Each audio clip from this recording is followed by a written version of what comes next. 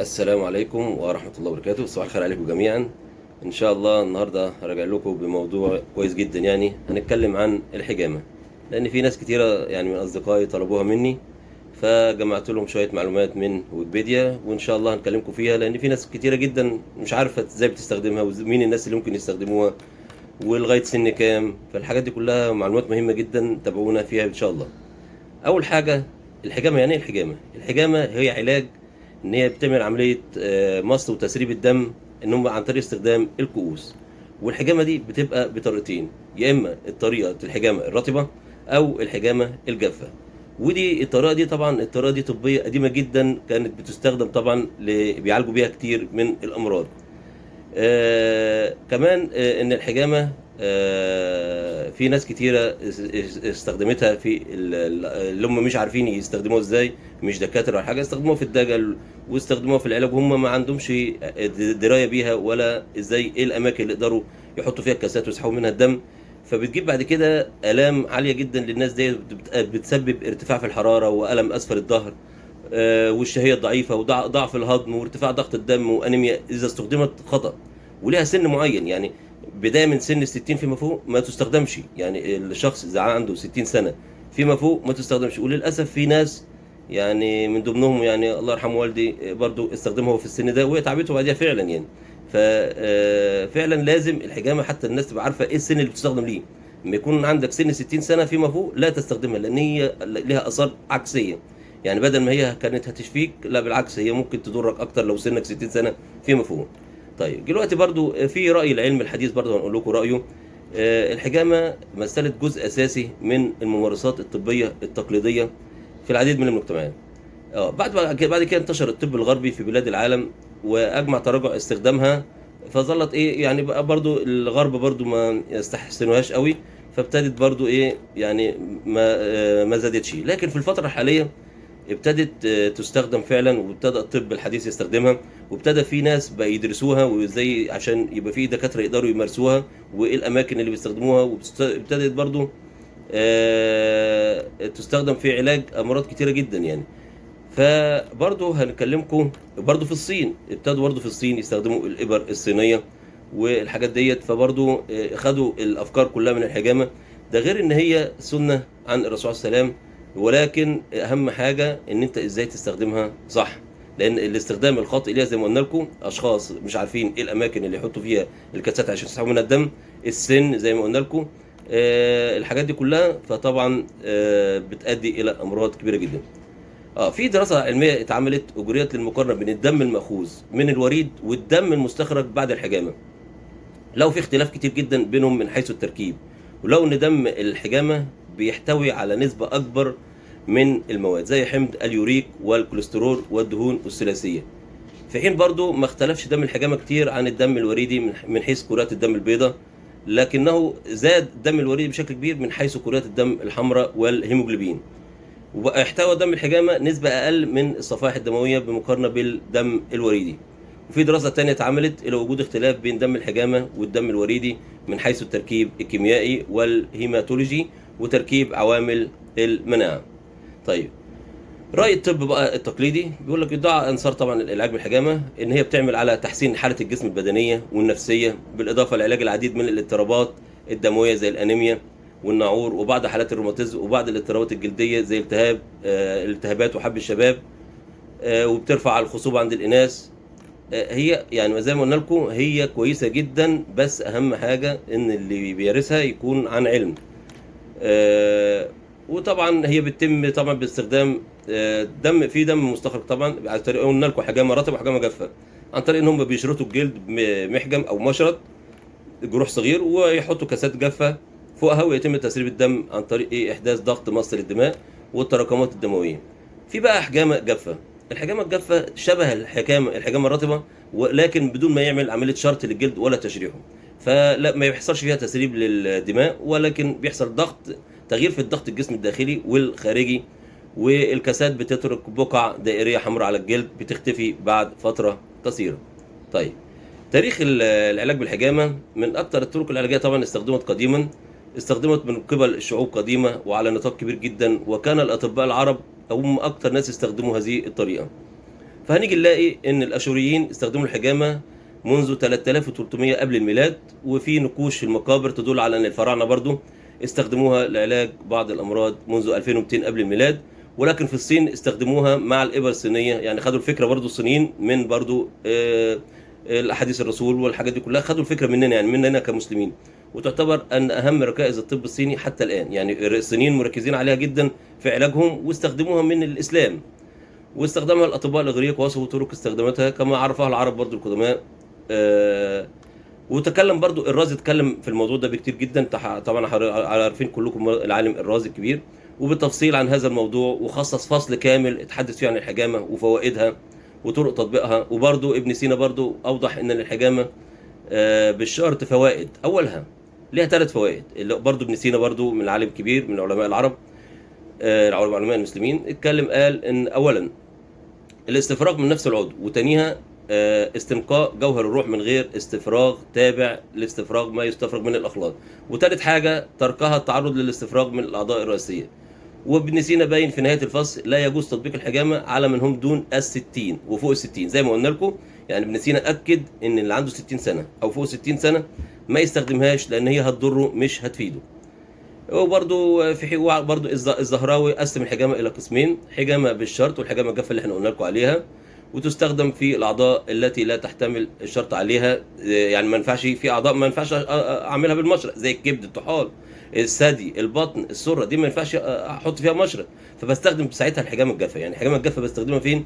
في الاماكن اللي انا مش هقدر احط فيها مشرط، زي ما قلنا الكبد، طحال، الثدي، البطن، السره، الكلى، الورك، فيها اماكن ما ينفعش اشرط فيها، فعشان كده بستخدم الحجامه الجافه. وطبعا الحجامه في الطب النبوي لما قلنا لكم، لما جاء الرسول اقر بممارسه الحجامه، فقد مارسها الرسول سيدنا محمد صلى الله عليه وسلم عليه السلام، وتعتبر من الادويه النبويه الطبيعيه اللي وردت في الطب النبوي. وسبب ورودها بالحجامه ان العرب في الغالب ما كانوا يعرفون الفصد، ولا ان الحجامه امن منه وانفع من في البلاد الحاره، حيث قال في الصحيحين: خير ما تداويتم به الحجامه. ده اخرجه البخاري ومسلم. طبعا في حديث صحيح زي ما قلنا لكم كده: خير ما تداويتم به الحجامه. وروى جابر عن النبي صلى الله عليه وسلم قال: ان كان في شيء من ادويتكم او يكون في شيء من ادويتكم خير ففي شرطه محجم، او شربة عسل، او لدعه بنار توافق الداء، وما احب ان اكتوي. ده صحيح البخاري. وبرضو عن ابن عباس عن النبي صلى الله عليه وسلم قال: الشفاء في 3: شربة عسل، وشرطة محجم، وكية نار، وانهى امتي عن الكي. يعني برضو قال ايه، بالرغم ان الكي برضو ده صحيح برضو البخاري، بس ايه منهي عن الكي، بس برضو ايه موجود. وقالوا ان النبي احتجم في راسه من وجع كان به. وفي روايه برضو من شقيقه قالت به، وقال انس انه احتجم في الاخدعين والكاهل. وجاء برضو في الطب النبوي انحجامه على الساقين، وبرضو وعلى الناس اللي عندها رمد بتبقى على القفا وعلى والبخر والصداع. فطبعا وبرضو الحجامه برضو افضل اوقاتها لها اوقات معينه، اللي هو ايه: خير ما تحتجمون فيه يوم 17 و19 او 21، يعني يوم 17 و19 ويوم 21 من كل شهر عربي. فالايام افضل ايام للحجامه زي ما قلنا لكم 17 و19 و21 من كل شهر عربي. وعن انس قال: كان الرسول صلى الله عليه وسلم يقول: يحتجم في الاخدعين والكاهل، وكان يحتجم ل 17 و19 و21. وللايام اقتران علمي يظهر الاعجاز في اختيار هذه الايام. يعني حتى الايام اللي اختارها الرسول صلى الله عليه وسلم اللي هي 17 و19 و21 في اعجاز علمي في هذه الايام، والعلماء ابتدوا فعلا يبحثوا فيها ولقوا ان فيها اعجاز. طيب هنيجي نتكلم برضو على مواضع الحجامه. هتلاقي فيها حاجه اسمها الهامه اللي هو اعلى الراس او وسطه، وفي حاجه اسمها اليافوخ اللي هي وسط الراس بيلتقي فيها العظم بتاع مقدمه الراس والمؤخره، وفي الاخدعين اللي هي جانبي العنق، وفي الكاهل اللي هي اعلى الظهر ما بين الكتفين، وفي ظهر القدمين اللي هي اعلاهم، وفي القمحدوه اللي هو مؤخره الراس، وفي نقره القفا اللي هي القمحدوه تكون اسفلها. وفي المواضع هذه المواضع طبعا بتشمل الرجال والنساء، يعني ممكن الرجال يعملوها والستات يعملوها، وممكن اجراها بدون من الانسان ما بدون حلاقه، بدون ان هو ما يحلق.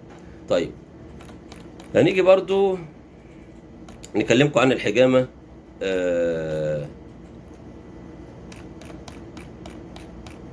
الصينيه. الحجامه الصينيه او الشفط بالابره ده زي ما قلنا لكم ان هم خدوا الفكره من المسلمين ومن احاديث الرسول صلى الله عليه وسلم، او الشفط بالابره الدقيقه او سيتولوجيا الشفط بالابره الدقيقه، ودي اداه تشخيصيه بتستخدم بيتحروا بيها عن وجود كتل سطحيه تحت الجلد، وفي هذه الطريقه يتم وضع ابره رفيعه مجوفه في الكتل. عليكم ورحمه الله وبركاته. نكمل معاكم برضو موضوع الحجامه، وكنا بنتكلم على الحجامه الصينيه وان هم خدوها من الاسلام، وابتدوا طبعا يضيفوا عليها حاجات زي الابر الدقيقه والكلام، وبعديها طبعا تستخدم مع الوخز بالإبر عشان يفتحوا منافذ الطاقة في حالات طبعا تشنج الرقبة وفي الزكام وفي آلام القولون العصبي. وطبعا تصنف الحجامة ضمن طرق الطب البديل، إلا حتى الآن لم يثبت علميا فعاليتها في علاج. طبعا الناس الأجانب برضو في يعني بيبتدوا يطوروا، بيبتدوا يبحثوا فيها، لكن زي ما قلنا لكم أكتر ناس بيستخدموها حتى الآن هم الصينيين. ويعود اصل الحجامه الى السنين طبعا القدماء، وتمارس جنبا الى جنب مع الوخز بالابر المعتمد على مسارات الطاقه اللي بيحددها قدماء الصينيين، اذ يقولون ان الامراض طبعا تنشا عند انسداد منافذ طاقه الجسم الرئيسيه، والامر اللي بيستدعي طبعا لتحريك كأس مفرغه من الهواء على طول خط الطاقه. المراد طبعا فتح المنافذ بتاعته، وبالتالي فالحجامه بتفتح المسالك لخروج ما يعتبره الطاقه المحتبسه او السموم اللي بتبقى داخل الجسم. وكان طبعا اول شفط بالابره الدقيقه كان في مركز مايمونيدز اللي هو الصحي في الولايات المتحده الامريكيه سنه 81. وطبعا زي ما قلت لكم معظم الدول حتى الان في جميع دول العالم بيبتدوا يستخدموها، بس اهم حاجه زي ما قلنا لكم الاستخدام الصحيح، ويكون عن علم وعن درايه وفي سن معين. وبيبتدوا ياخدوا طبعا الخزع من الكتله او النسيج لما يوجد التساؤل عن طبيعته، وللاورام المعروفه طبعا يتم اجراءها لمعرفه تاثير العلاج او لاخذ النسيج لدراسه محدده. وطبعا ما يتم اجراءها بواسطه جراح او اختصاص الباثولوجيا الخلويه. في هذه الحاله العمليه طبعا غالبا قصيره وبسيطه من ناحيه، يعني بتبقى يعني بتبقى بسرعه، يعني عمليه ما بتبقاش تاخد وقت كبير. ومثل هذه الخزعات بتستخدموا فيها الاشعه او الموجات فوق الصوتيه عشان يعرفوا المكان اللي هياخد منه الخزعه هي ايه. وفي الحاله ديت ممكن ان يتطلب العمليه تجهيزات واسعه ووقت اكتر. وايضا الشفط بالابره الدقيقه هي الطريقه الاساسيه اللي بتستخدموها في اخذ العينه من الذبابات المشيمائيه والكثير من انواع اخذ عينات السوائل الجسميه. وبرضه بيستخدموها في الخزعات الموجهه بواسطه الموجات الصوتيه لخراج الثدي وتكيس الثدي وللتورم المصنع. عشان كده في الصين في ناس كتيره بتروح تتعالج في الصين بهذه، لان هم ابتدوا يستخدموا الحجامه وابتدوا يطوروا فيها. وعدم استخدام اسبرين او مضادات التهابات الغير ستيرويديه البروفين والنبروكسين لمده اسبوع قبل العمليه. وطبعا عدم تناول الطعام لبضع ساعات قبل العمليه. وطبعا لازم يعملوا فحوصات الدم فيها اختبار تجلط الدم قبل اسبوعين من اخذ الخزعه. وبرضه بيعلقوا استخدام الادويه المضاده لتجلط الدم، ويمكن تاسيس العلاج الوقائي بالمضادات الحيويه قبل البدء بالعمليه. وطبعا لازم ياخدوا العلامات الحيويه اللي هو النبض والحراره والضغط والحاجات دي كلها لازم يتاكدوا منها. فالحاجات دي كلها في الصين بتتم يعني عن علم وعن درايه. وطبعا العلاج بالابره الصينيه ده ناجح جدا في الصين. وزي ما قلنا لكم الفضل كله يرجع طبعا للاسلام وللرسول صلى الله عليه وسلم، لان هو في البدايه الاسلام هم والرسول هم اللي ابتدوا يستخدموا الحجامه، مع هم الصينيين ابتدوا يطوروا فيها. وفعلا ابتدت حتى الان تجيب يعني نتائج جميله جدا في الصين، والناس فعلا بتسافر للصين عشان تتعالج من هذه الامراض. والحمد لله نحمد ربنا على نعمه الاسلام اللي هو، والايام اللي حتى الصينيين كمان بيبتدوا يستخدموا نفس الايام اللي المسلمين استخدموها، اللي هو يوم 17 و19 و21، ولقوا فيها انجاز علمي في هذه الايام. وفعلا لقوا ان لما بتعمل حجامه في ايام غير هذه الايام ما بيبقاش لها اي نتيجه، وما بتجيبش اي يعني ما بتخففش الواحد من امراضه يعني. لكن لما لقوا بيستخدموها في الايام ديت عملوا فعلا اجراءات وعملوا اختبارات وعملوا يعني لقوا فعلا ان الاسلام عن حق. والحمد لله ان احنا مسلمين. وطبعا نتمنى ان احنا نكون فدناكم بهذه المعلومات، يعني عشان اي حد عايز يفكر يعمل حجامه ما يروحش عند اي حد مش فاهم اي حاجه ممكن يضره بدل ما هيفيده. والسن ايه اللي المفروض يستخدمه. ونتمنى التوفيق للجميع، ونتمنى طبعا ان انتم تدعمونا عشان المزيد من الفيديوهات النافعه لينا وليكم ان شاء الله. والسلام عليكم ورحمه الله وبركاته.